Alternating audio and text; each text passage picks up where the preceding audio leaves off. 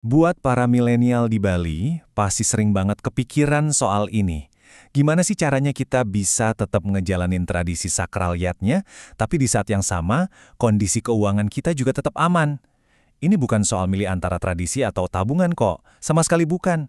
Ini tentang gimana kita bisa lebih cerdas, menghormati warisan leluhur, tanpa harus mengorbankan masa depan finansial kita. Yuk kita bedah bareng-bareng. Kita kan sering banget ya ikut upacara, udah kayak jadi bagian dari ritme hidup kita aja. Tapi coba deh kita jujur sama diri sendiri. Pernah nggak sih kita bener-bener berhenti sejenak, ambil kalkulator, terus ngitung? Sebenarnya berapa sih biaya yang kita keluarin buat menyadanya? Siap-siap ya, karena jawabannya mungkin bakal bikin kita kaget. Wah, coba lihat angka yang ada di layar ini. 1,5 triliun rupiah. Gila kan? Dan ini teman-teman adalah estimasi total transaksi cuma buat satu kali perayaan galungan di seluruh Bali. Gede banget. Di satu sisi, ini bagus ya, artinya ekonomi jadi berputar. Tapi di sisi lain, kebayangkan ini bisa jadi beban finansial yang berat banget buat kita secara pribadi. Nah, kalau angka triliunan tadi kita coba pecah, kira-kira jatuhnya berapa per keluarga? Sekitar 3 juta rupiah. Dan ini baru buat periode galungan aja loh. Pengeluaran ini juga nggak cuma buat Banten ya, tapi udah termasuk semuanya, mulai dari makanan, transportasi, dan lain-lain.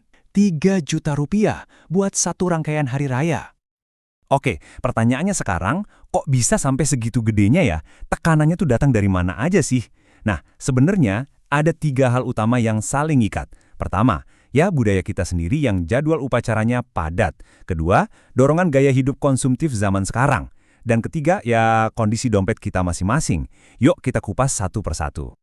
Hidup sebagai orang Bali itu kan indah banget ya, diwarnai sama siklusiatnya yang nggak ada habisnya.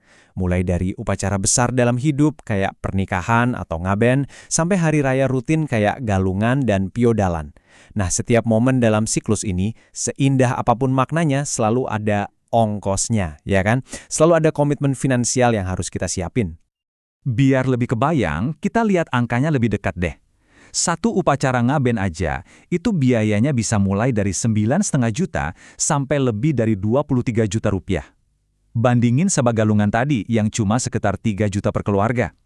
Ini bukan angka di atas kertas loh, ini adalah realita finansial yang dihadapi setiap keluarga di Bali. Nah, ada satu contoh yang kelihatan banget nih pergeseran biaya dan maknanya, yaitu gebogan. Secara tradisi, gebogan itu kan simbol rasa syukur yang tulus yang dibuat dari hasil bumi lokal. Tapi, kalau sekarang gimana? Coba dilihat perbedaannya. Dulu, isinya hasil kebun sendiri, kue-kue tradisional buatan sendiri. Sekarang, wah udah beda. Seringkali isinya buah impor, kue-kue modern, bahkan sampai ada minuman kaleng segala. Jadi, yang tadinya persembahan tulus dari hati, sekarang tuh ada risikonya. Jadi kayak ajang pamer gaya hidup dan gengsi. Malah kadang lebih mirip parsel daripada Banten, iya nggak sih? Pendapat dari akademis ini bener banget. Intinya, tekanan yang kita rasain itu bukan murni dari tuntutan adat aja, tapi juga dari tekanan sosial dan budaya konsumtif zaman now. Ada dorongan buat kelihatan lebih wah, biar nggak kalah dari tetangga, yang seringkali bikin kita keluar uang lebih dari kemampuan kita. Selain biaya upacara, ada lagi nih lapisan tekanan lain, yaitu dari ekspektasi budaya. Kita tahu kan, di Bali ada sistem patrilineal, di mana punya anak laki-laki atau sentana itu dianggap penting banget buat nerusin garis keluarga. Nah, ini kadang bisa jadi tekanan tersendiri, bukan cuma secara mental, tapi ujung-ujungnya bisa juga ke finansial, terutama buat pasangan-pasangan muda. Oke, tadi kita udah ngomongin pengeluarannya. Sekarang, kita lihat sisi pemasukannya. Ini dia. Perkiraan upah minimum provinsi atau UMP Bali untuk tahun 2025 yaitu sekitar 3 juta rupiah sebulan. Ini adalah angka real pendapatan bulanan buat banyak pekerja. Nah, disinilah konfliknya kelihatan jelas banget. Pemasukan sebulan 3 juta, sekali galungan keluar juga 3 juta. Pas banget kan? Bisa-bisa besar pasak daripada tiang. Inilah jupitan finansial yang dirasain banyak banget milenial. Terus gimana dong solusinya? Oke, cukup ya bahas masalahnya, nanti pusing sendiri. Sekarang kita fokus ke solusinya. Gimana caranya kita bisa bangun strategi keuangan yang praktis dan masuk akal? Ingat ya, tujuannya bukan buat ninggalin tradisi, sama sekali bukan. Tapi tentang gimana caranya kita jalanin tradisi dengan lebih pintar dan berkelanjutan. Kuncinya ada di mindset kita. Kita harus ubah cara pandang kita soal budgeting. Jangan lagi lihat anggaran itu kayak penjara yang ngekang kita. Sebaliknya, anggap aja anggaran itu kayak setir mobil. Dia yang ngasih kita kendali. Dengan setir ini, kita bisa tetap ikut semua upacara adat tanpa harus nabrak atau merusak masa depan keuangan kita. Ini dia, ada 4 langkah praktis yang bisa langsung Anda coba hari ini. Pertama, anggarkan secara spesifik. Alokasikan aja misalnya 10-20% dari gaji buat dana upacara. Kedua, pisahkan dananya. Masukin ke rekening lain atau pakai sistem amplop jadul juga nggak apa-apa. Ketiga, catat setiap pengeluaran. Sekecil apapun itu, biar kita tahu duit kita lari kemana aja. Dan yang keempat, ini yang paling penting, tabung dulu pas baru gajian. Bukan nunggu sisa di akhir bulan ya. Kalau digambarin jadi diagram kayak gini, jadi lebih kebayang kan? Dengan alokasi persentase yang tetap, misalnya 15% buat dana upacara, konsep menabung yang abstrak jadi punya target yang jelas.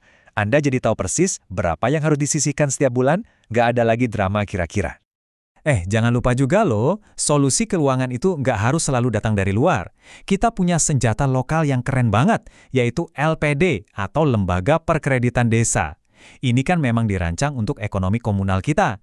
Bisa jadi pilihan yang bagus banget buat nabung, atau bahkan kalau butuh pinjaman, bunganya biasanya lebih bersahabat daripada pinjaman konsumtif lainnya.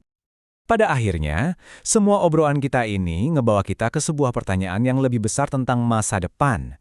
Bukan cuma soal masa depan keuangan kita pribadi, tapi juga masa depan dari tradisi itu sendiri. Dan inilah pertanyaan kuncinya. Bagaimana caranya kita bisa terus melestarikan tradisi kita yang luar biasa kaya ini, tapi tanpa harus mewariskan beban keuangan yang berat ke generasi berikutnya?